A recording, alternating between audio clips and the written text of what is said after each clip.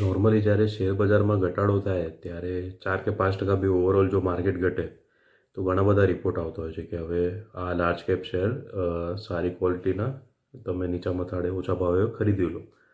પણ આ વખતે એવા કોઈ રિપોર્ટ આવી જ નથી રહ્યા. તમે જોયા હશે, નોટિસ કર્યું હશે. એટલે આપણે બી અત્યારે લોંગ ટર્મ માટે કયો શેર લેવો એની ચર્ચા ના કરતાં શોર્ટ ટર્મ માટે કયું કરવું એ જ આપણે સેફ સાઈડ જોઈએ. કેમ કે રિઝલ્ટ ટાઈમ છે એટલે શોર્ટ ટર્મમાં કમાણી થઈ શકશે. સવારના વિડીયોમાં તો હું મૂકતો જ છું, પણ એ મુવમેન્ટ પકડવી બી હાર્ડ છે.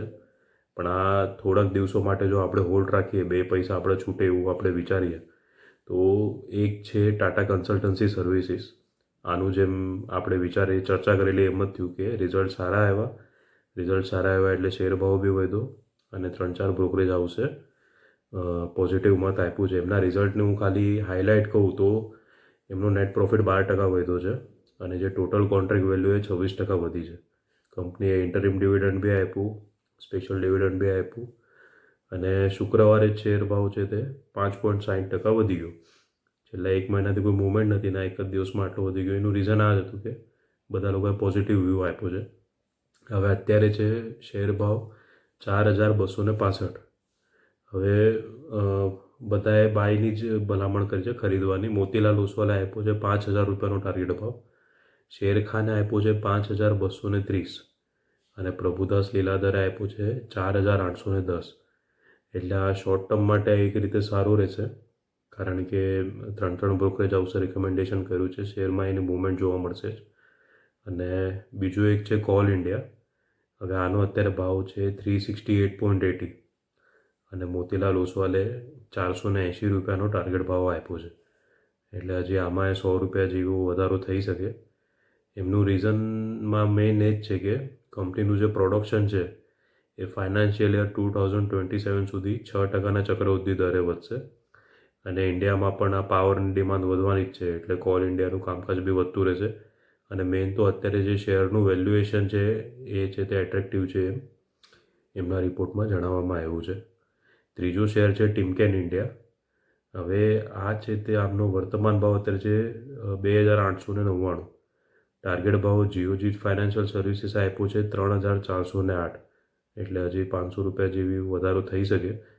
હવે આ છે ને ટિમકેન એક રોલર બેરિંગની અગ્રણી મેન્યુફેક્ચરિંગ કંપની કહેવાય છે. હવે આ ખરીદવાનું મેઇન રીઝનમાં શોર્ટમાં કહું તો એ જ છે કે કરંટ વેલ્યુએશન સારું છે અને આગળ જતાં કંપનીના કામકાજમાં રિકવરી થઈ શકશે.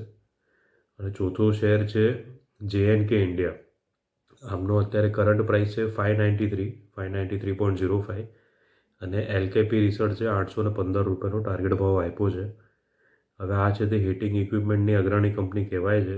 એમના સેક્ટરમાં એમનું માર્કેટ શેર 27% છે. એટલે ઘણું સારું કહેવાય. શેર ખરીદવા માટે રીઝન એ જ આપ્યું છે કે કંપનીના ક્લાયન્ટ બેઝમાં વધારો થઈ રહ્યો છે અને કંપનીની જે છે તે ઇન્ટરનેશનલ ઇન્કમ વધી રહી છે. એટલે આગળ જતાં એની પોઝિટિવ અસર શેર ભાવ ઉપર જોવા મળશે. એટલે આ બધાનું હું ડિસ્ક્રિપ્શન આપી રાખું છું. એટલે તમારી પાસે પણ એક ટેક્સ એવું રહે, ઘડી ઘડી આ વિડીયો જોવો ના પડે. અને TCSની જેમ હવે ઘણા રિઝલ્ટ આવશે અને એમાં ઘણા બધા બ્રોકરેજ હાઉસ પોતાનો વ્યૂ આપશે. તો એનો હું વિડીયો બનાવતો રહીશ, કારણ કે કેવું છે કે 3-4 બ્રોકરેજ હાઉસ જ્યારે કોઈ એક શેર માટે કહે તો એની ઇમ્પેક્ટ પડતી હોય છે એ શેર ઉપર. અને હવે તો બધા મોટા કંપનીઓના બી રિઝલ્ટ આવશે. ઘણા એવા શેર હશે જે તમારા પોર્ટફોલિયોમાં પણ હશે. તો એ પછી પોર્ટફોલિયોમાં તમને પણ જે ચેન્જીસ કરવા હોય ન કરવા હોય એ આ ટાર્ગેટ ભાવના ઉપરથી અંદાજ આવી જશે. એટલે આ વિડીયોને ચેનલને સબસ્ક્રાઈબ ના કર્યું તો કરી દો, કેમ કે હવે થોડાક અપડેટ મારા વધતા જશે, કારણ કે રિઝલ્ટ સિઝન છે એટલે.